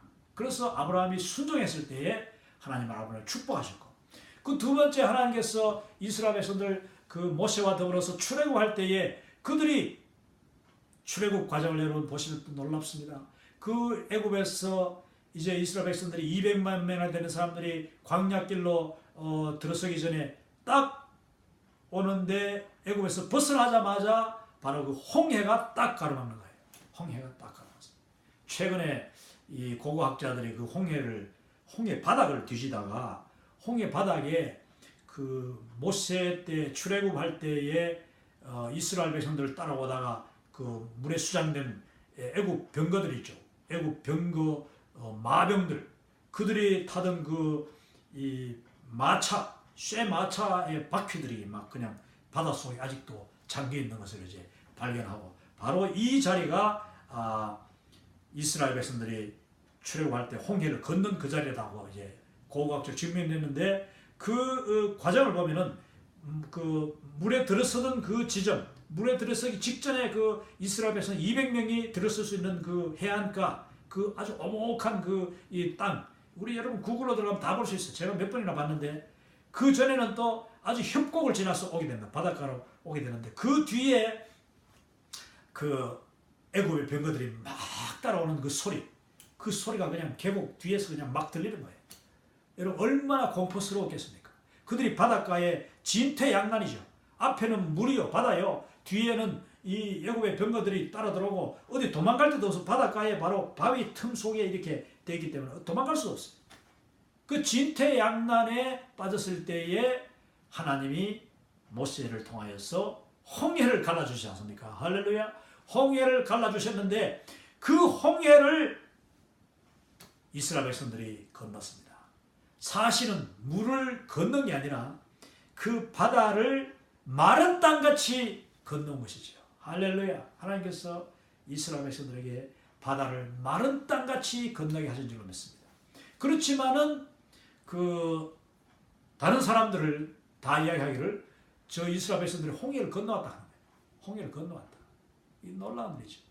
근데 나중에 보니까 신명기 1장 31절에 보면은 하나님께서 이제 이들을 어떻게 이야기하냐면은 내가 너희를 애굽에서 인도하여 낼 때에 마치 그 아비가 아들을 품에 안고 걷는 것 같이 너희들을 홍해를 지나고 광야를 지나서 인도했다 하는 말씀이 나옵니다. 얼마나 놀라운 일인지 몰라요. 정말 하나님께서 이스라엘 백성들 한 명 한 명을 털끝 하나 다치지 않고 그 바다를 건너서 오게 하신 하나님.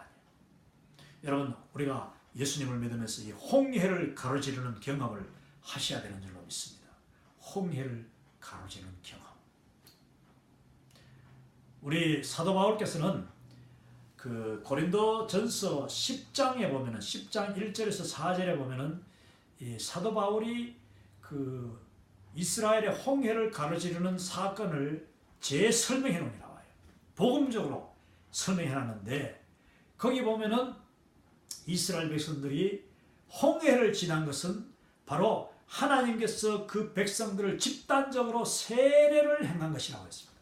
물 가운데 우리 조상들이 물 가운데로 지날 때에 하나님께서 그 바다를 통하여서 그들의 모든 애굽에서의 덕지 못했던 죄와 우상의 관습들, 습관들을 다 씻어버렸다. 그리고 그걸 민족 세례로 표현하고 있습니다. 홍해를 가로지르는 것은 여러분 바로 죄 사함을, 죄 씻음을 의미합니다. 우리가 결단의 강을 지나고 그 다음에 세례를 받되 예수님의 이름으로 세례를 받을 때에 우리의 모든 죄가 씻기는데 그것은 이스라엘 백성들이 홍해를 가로지르는 것이 바로 그들의 세례라고 표현한 사도 바울처럼 우리도 하나님의 백성 아브라함의 후손 영적인 히브리인 영적인 이스라엘로 살기 위해서는 홍해를 가로지르는 체험을 해야 됩니다. 그는 하나님을 절대 믿고 하나님이 나를 보호하신다. 아버지 하나님이 나를 품에 안으시고 이 물을 지나가게 하신다 하는 그 믿음을 가지고 뛰어들지 않으면 홍해 속으로 들어올 수 없어요. 여러분 홍해 갈라질 때 양쪽에 물벽이 그냥 이 벽이 되는데 여러분 수족관 큰 수족관만 가도 겁나요. 그 수족관이 혹시 무너질까? 무너지면 그 물이 그냥 폭삭내라지면 다 죽는 거죠. 그런데 여러분 그보다도 어마어마한 홍해가 바다가 갈라져 가지고 바닥을 우리가 걸어서 간다고 생각해 보십시오. 그러면 그 수심이 수십 메다 수백 메다인데 그 물벽을 보면서 지나갈 때 얼마나 신기하기도 하겠지만은 두려웠겠습니까? 믿음 없이는 결코 지나갈 수 없는 길이 홍해의 길이었습니다. 그런데 그 길을 하나님은 완전 홍해 어떻게 건넜나? 마른 땅같이 건너게 하셨다. 마른 땅같이 동풍을 밤새도록 불게 하셔가지고 여러분 뭐 서해나 남해에 가보시면은 그 바닷가에 가면은 물이 빠지고 난 뒤에 우리가 뭐 바위 위에도 가고 뭐 이렇게 갯벌에도 가보면 얼마나 바위 위에는 미끄럽습니까? 갯벌은 푹 빠집니까? 만약에 홍해가 그냥 하나님이 물만 갈라놨다면은 백성들이 막 그 마차들 뭐 온갖 수레들 끌고 뭐 소, 닭, 양 뭐 다 끌고 가는데 그 발이 빠지든지 아니면 미끄러워서 홍해를 결코 지날 수 없는 거예요. 그런데 하나님이 강력하고 마른 동풍을 불게 하심으로 밤새도록 불게 하심에 이스라엘 백성 앞에 놓인 그 홍해, 갈라진 홍해는 완전히 마른 땅이었다. 그리고 바람이 얼마나 세었던지 여러분 바람이 얼마나 이스라엘 백성 앞에 가면서 바람이 세게 불었던지 그 굵은 돌들이 다 굴러서 다 들어가고 그냥 마른 땅, 평평한 땅, 그 땅을 이스라엘 백성들이 그냥 뛰어서 마음껏 넘어지지 않고 미끄러지지 않고 발이 빠지지 않고 걸어올 수 있었다는 것입니다. 이것이 바로 하나님께서 결단의 강을 지난 저와 여러분, 내가 예수님을 믿기로 작정하고 내가 이제 정말 하나님의 백성으로 살기로 예수 그리스도를 영접하기로 할 때에 우리에게 주시는 하나님의 놀라운 축복과 함께 하심과 보호하심이라는 사실을 기억하시기 바랍니다. 우리는 사실 얼마나 많은 기적을 순간마다 체험하면서도 그걸 못 느끼고 살아요. 우리가 너무 둔감하면 그렇습니다. 우리는 정말 영적으로 영적으로 민감해져요. 그래서 성령님이 날마다 우리에게 한 자락 지나가는 바람을 보고도 구름을 보고도 주님을 찬양할 수 있고 새소리를 통해서도 정말 하나님 앞에 함께 찬양하는 그 소리로 들리고 그리고 꽃 하나를 보고도 또 바람이 움직이는 그 나무를 보고도 그 나무들이 손을 흔들어 주님을 찬양하는 것으로 함께 영광 돌릴 수 있는 그런 영적인 민감함이 우리에게 있어야 그 홍해 같은 세상 지나가면서 정말 하나님이 내 앞에 놓였던 돌뿌리 하나 치워주시는 것 같이 그 아버지의 사랑을 우리는 알 수가 있는 것입니다. 하나님이 지금도 우리를 품에 안고 아비가 그 자식을 품에 안은 것 같이 이스라엘 백성들을 홍해 지나게 하셨다는데 우리가 지금 이 세상 지나고 광야 세상 지나면서 아버지 하나님이 순간순간 날마다 나를 품에 안으시고 오늘 또 우리를 보호하셔서 승리하게 하신다는 사실을 우리는 왜 모릅니까? 할렐루야. 그 놀라운 진리를 우리가 알고 영적인 히브리인들이라면 그 은혜에 감사하는 삶을 살 수가 있어야 될 것입니다.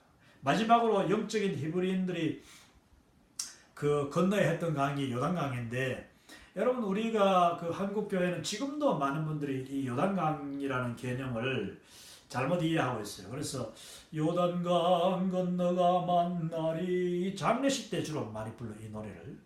그러다 보니까 우리 그리스도인들은 요단강 건너는 것이 다 그냥 막 죽는 건 줄 알아요. 천당 가는 건 줄 알아요. 이스라엘 백성들이 여러분 요단강을 건너가지고 천당에 간 거예요. 그게 아닙니다. 약속된 가나안 땅에 들어갔는데 가나안 땅이 천당이 아니에요. 가나안 땅은 뭐냐 하면은 하나님이 주시고 하나님이 이스라엘 백성들을 통하여서 장차 세계 만방의 복을 주시기 위한 하나의 도구로 삼으신 땅이에요. 하나님이 주신 하나님의 나라를 이 땅에 건설하기 위한 땅이에요. 그리고 그 땅을 통하여서 하나님의 축복이 전 세계로 이 가나안 땅을 통하여서 원래 축복이요 전 세계로 샘의 근원처럼 돼가지고 다 뻗어나가도록 계획하신 땅이 바로 가나안 땅. 그러니까 그 가나안 땅을 여호수아와 이스라엘 백성들이 들어가서 뭐 했습니까? 우리가 뭐 가나안 땅 지나 건너가면은 바로 저 천국에서 다 주님과 더불어서 뭐 그냥 편안히 쉬고 뭐 안식하고 가나안 땅은 안식의 땅이 아니었습니다. 가나안 땅은 사명의 땅이었습니다. 들어가자마자 전쟁이 시작되는 거예요. 그래서 여호수아가 이스라엘 백성들과 더불어서 요단강을 건너자마자 이제 요단강을 마지막으로 건너지 않습니까? 그러므로서 히브리인들의 그 물을 건넌 사람들, 강을 건넌 사람들의 개념이 완성이 되는데 건너자마자 뭐 다 된 게 아니고 그때부터 전쟁이 시작되는 거예요. 전쟁 직전에 하나님께서는 이스라엘 백성들 전체를 다 불러 모아가지고 여호수아를 통하여서 자 이제부터 우리는 요단강을 건너왔고 우리 앞에 이 가나안 땅에는 적들이 가나안 7 족속들이 그냥 득실하면서 우리가 온다는 소문을 듣고 전쟁 준비하고 있다. 자 그럼 우리는 뭘 먼저 해야 될 것이냐? 전쟁 준비를 하는데 먼저 했던 일이 놀랍게도 전쟁 준비, 뭐 칼을 갈고 뭐 이 화살을 준비하는 것이 아니라 하나님 앞에서 할례를 행합니다. 하나님이 그 여호수아에게 맨 먼저 명했던 것, 가나안 땅에 들어가자마자 발을 딛자마자 했던 일이 뭐냐 하면은 너희는 모든 남자들이 다 할례를 행해요. 왜냐? 지금까지 40년 동안 그 광야를 지나가면서 계속 걸어야 되고 계속 움직여야 되고 이동하고 전쟁해야 되기 때문에 이스라엘 백성들이 할례를 못했어요. 그런데 이제는 할례를 행하라.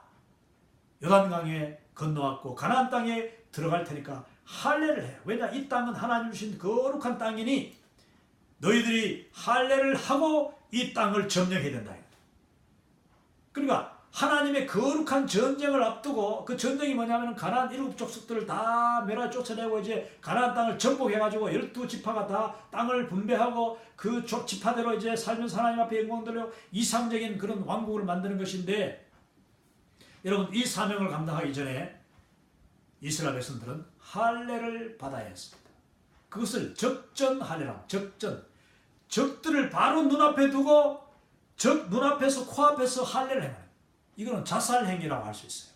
인간적으로 볼 때 여러분 전쟁에 나가는 사람이 만약에 이 다 남자들인데 뭐 할례는 남자들이 다 하는데 한 가정에 가장부터 뭐 나이 노인부터 어린 나이는 아니지만은 하여튼 일정한 나이가 되면 무조건 다 할례를 하는데 여러분 보십시오. 할례를 해버리면은 남자들은 꼼짝을 못해요. 오늘날 저 이제 병원에 가서 이제 포경 수술이라고 이제 불임 수술을 받지 않습니까? 남자들이 이 불임 수술하지 포경 수술을 받는데 그 위생을 위해서 포경 수술을 받으면은 남자들이요 3일 동안 꼼짝 못해요. 최소한 3일 꼼짝 못해. 그리고 길게는 일주일 동안 꼼짝 못해. 그리고 3일째는 가장 아파. 여러분 만약에 이 이스라엘 백성들이 지금 요단강을 건너왔다는 소문을 적들이 다 알고 있는데 그들이 건너오자마자 3, 4일, 5일, 일주일 동안 꼼짝 못하고 이 할례를 받고 있었다는 소식을 만약에 가나안 7 족속이 알았다면 어떻게 됐겠냐. 큰일 났죠. 그들이 만약에 쳐들어오면요 이스라엘 백성들은 꼼짝없이 당하는 거예요. 꼼짝없이. 창세기 보면은 그 야곱의 딸 그 디나 사건, 디나가 강간을 당했을 때에 그 세겜의 아들에게 강간당했을 때에 그 이스라엘의 자손들이 아들들이 그 세겜 그 족장을 보고 너희들이 만약에 우리 딸과 우리와 혼인하기를 원하면 다 우리같이 할례를 받으시오. 그래가지고 할례를 받고 난 직후에 이 사람들이 남자들이 꼼짝 못하고 있을 때에 그 야곱의 아들들이 그냥 그 세겜족을 공개해가지고 몰래살을 시켜버렸어요. 그만큼 이 할례 받는 것은 위험하고 사실은 전쟁할 수 없는 지경으로 만드는 건데 여러분 이스라엘은 히브리 사람들은 요단강을 건너서 가나안 땅을 점령하는 그 놀라운 그 사명을 감당하기 전에 하나님의 사명을 감당하기 전에 그들은 담대하게 믿음으로 모든 생명을 주께 드리면서 정결한 의식을 행했다. 우리가 하나님의 사명을 감당하기 위해서는요 영적인 히브리인이 되어서 우리에게 주어진 사명을 이 가나안 땅을 정복하고 이 세상을 하나님의 왕국으로 이 사탄의 이 점령된 세상을 믿지 않는 자들의 그 영혼을 하나님의 나라로 이끌어 오기 위해서는 그들의 영혼들을 우리가 얻기 위해서는 우리가 먼저 정결해져야 됩니다. 우리가 먼저 정결해야 될 믿음으로 할례를 받아야 된다 하는 것입니다. 그 할례, 영적인 할례, 그것은 죄 씻음과 하나님 앞에 헌신이다. 그리고 하나님 앞에 절대 확신, 하나님이 나와 함께 하시고 이 전쟁은 하나님이 하실 것이라는 그 분명한 믿음으로 여호수아와 이스라엘 백성들은 적전 할례를 받았다 하는 것입니다. 그 사람들을 히브리 사람들이라고 했고 저와 여러분은 영적인 이스라엘 아브라함의 믿음의 자손으로서 바로 이 영적인 히브리인이라는 사실을 기억하시기 바랍니다. 마지막으로 이제 히브리인이라는 말의 뜻을 이 카슬러 교수는 이스라엘의 이름들 하는 그 책에서 뭐라고 하냐면은 이 히브리인이라는 말 속에는 경계를 뛰어넘는 사람들이라 하는 의미가 담겨 있다는 거예요. 그걸 영어로는 이제 boundary jumpers, boundary jumper. boundary는 이제 우리가 뭐 경계, 내게 이렇게 할당된 경계. 너 여기서 나가지 마. 여기까지 네 땅이야. 뭐 이렇게 하는 경계. 아니면은 너의 한계는 바로 이거야. 너의 그 은사와 너의 그 능력과 너의 지식은 여기까지다. 아니면 너의 뭐 사업 비즈니스도 여기까지야. 모든 사람들이 아니면 자기 자신이 다 그렇게 사람들은 생각해요. 아, 내 한계가 여기까지구나. 나는 도저히 박사학위까지는 못하겠어. 그래서 석사학위에서 마치자. 그리고 뭐 미국까지 유학 와가지고 석사학위 하고 그냥 박사학위 공부하다가 포기한 사람도 많아요. 그런 사람들은 다 한계와 경계에 부딪힌 사람들이죠. 그런데 이 커슬러 교수가 하는 말이 히브리인이라는 말 속에는 그 경계와 한계를 점프해, 점프. 그 점퍼라는 말이 이 뛰어넘는 사람이에요. 여러분 높이뛰기 하는 사람 알지요? 뛰어넘는 사람, 한계를 뛰어넘는. 할렐루야! 우리 영적인 히브리인들은 바로 자기 자신에게 자기 스스로가 인정할 수밖에 없고 주변 사람들이 다 아는 자기의 한계를 믿음으로 뛰어넘을 수 있는 사람이 바로 영적인 히브리인이다. 할렐루야.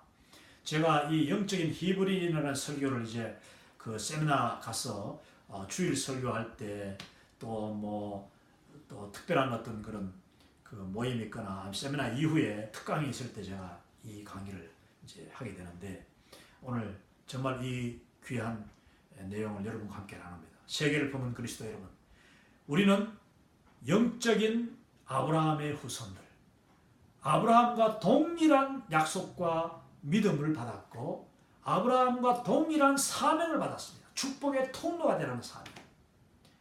우리가 지금까지 만약에 그 아브라함이 아브라함이었을 때, 아브라함 되기 전에 그냥 자기 가족이나 돌보고 자기 조카까지 돌보는 일이 뭐 이제 겨우 최선인, 그래서 양을 키우고 소를 더 많이 늘리고 하는데 급급하던 그 사람이냐?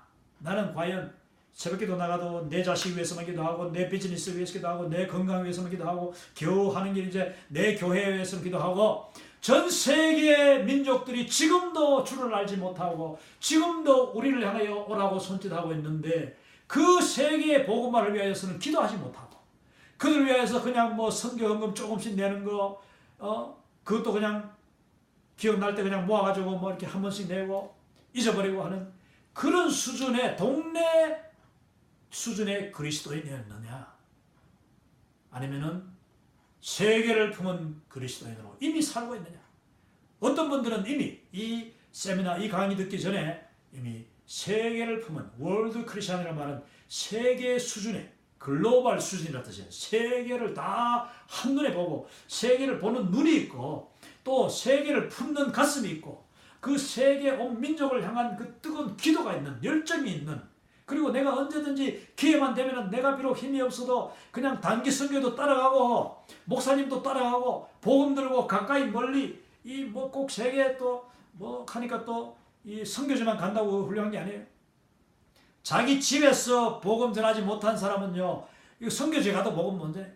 그러니까 정말 구역장과 함께 또 자기 소그룹을 위해서 어떻게든지 자기 가까운 사람부터 전도하기 시작하면서 전 세계를 가슴에 품는 사람, 이 사람은 영적인 히브리인이다.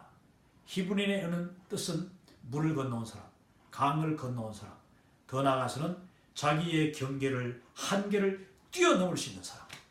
제가 그래서 이제 지역교회 가서 지역 세미나 할 때 주로 이제 미국에는 뭐 유학 와 있는 분들도 많고 미국 속에서 비즈니스 하는 사람, 또 저와 같이 미국 회사나 미국에서 직장 생활하는 분들이 참 사실 알게 모르게 많은 그 한계에 부딪히고 어려움이 많거든요. 뭐 한국말로 마음대로 하고 뭐 한국 음식 마음대로 먹고, 제가 병원에 가면 가기 전에 벌써 거의 뭐 몇 끼 이렇게 이 마늘도 가능하면 덜 먹고 또 이 김치도 가능하면 안 먹고 가요. 왜냐? 혹시 내 입에서 냄새가 나서 그 환자들에게 불쾌감을 줄까 봐. 여러분, 우리가 정말 미국에서 다른 문화에서 산다는 건 쉬운 일이 아닙니다. 그런데 그들에게 제가 하는 말이, 우리는 영적인 히브리인입니다. 그러므로 우리 앞에 놓여지는 한계, 내 눈에 보이는 이 한계, 나의 그 경계와 한계를 뛰어넘어야 됩니다. 과감하게 뛰어넘어야 됩니다. 내 눈에서는 도저히 내가 이 박사학위를 할 수 없어도 믿음으로 도전하고 믿음으로 하나님 앞에 내놓고 간구할 때 하나님은 우리를 하여금 영적인 히브리인으로서 그 바운더리를 과감하게 뛰어넘고 내 한계를 뛰어넘었어. 그 나의 능력을 극대화해 주시는 분이 바로 하나님이신 줄로 믿으시기 바랍니다. 이렇게 하면은 이제 그 박사학위를 포기하고 논문을 포기하고 있던 분들이 그냥 달려서 목사님 오늘 도전받았습니다. 한번 해보겠습니다. 이렇게 하는 분이 많아요. 또 많은 분들이 사실 연세가 많아가지고 아이고 목사님 내가 이제 뭐 한국에서는 잘 나가는데 여기 와서 은퇴하고 오니까 나이도 많고 미국에서는 할 일이 없어요. 그런 연세 드신 분들이 한국에서 서울대 나오고 뭐 연고대 나오고 뭐 의사, 박사, 뭐 교수, 치과의사 이렇게 하던 분들이 저와 함께 이 세미나를 듣고 난 뒤에 전 세계를 다니면서 그것도 자비량으로 자기 이 연금 받는 거 이 절약하고 자녀들한테 용돈 받는 거 절약하고 해가지고 그냥 그 돈 모아놨다가 저와 함께 선교지에 가서 선교사님 돕고, 또 어떤 분들은 뛰어난 분들이 많아요. 이 평신도들 뭐 그냥 이 한국에서 뛰어난 박사 이런 분들 있지 않습니까? 그분들이 연세가 많지만은 다시 한번 도전받고 재연신하여서 이 세미나를 강의를 해요. 그래서 저는 이 세미나 가면 저 혼자 강의하려고 하지, 제가 1시간만 해도 허리가 뻐근한데 이 세미나를 항상 나눠서 강의합니다. 평신도들이 절반 이상이 강의를 해요. 할렐루야. 여러분, 이 강의를 들으시는 여러분, 오늘 도전 받으십시오. 여러분은 영적인 히브리인입니다. 여러분이 최근에 와서 부딪힌 한계가 무엇입니까? 나이 때문입니까? 아니면은 여러분의 그 재정 상태, 뭐 여러분의 한계, 지식, 내가 지식 배운 거 이거밖에 없어. 절대로 아닙니다. 하나님은 여러분에게 그 한계를 뛰어넘을 수 있는 능력을 주시고 은사를 주시고 힘을 주시고 또 함께 하시고 기회를 주시는 줄 믿습니다. 영적인 히브리인으로 살아서 이 세미나를 마칠 때쯤에는 여러분 모두가 다 정말 뭐 여러분 다 제가 미국에 있고 여러분은 뭐 한국, 미국 전 세계에 있는데 어떻게 뭐 저와 함께 동행할 수 있어요? 여러분의 섬기는 교회에서 이전보다 더 뛰어난 헌신으로 월드 크리스천으로 정말 주님을 섬기고 복음을 섬기고 교회를 섬기고 주의 그 헌신된 종들을 섬기는 세계를 품은 그리스도의 다 되시기를 주의 이름으로 축원합니다. 오늘요 지금 1과의 두 번째 강의를 여기까지 마치고 다시 또 세 번째 강의를 또 곧 이어서 해드리도록 하겠습니다. 감사합니다.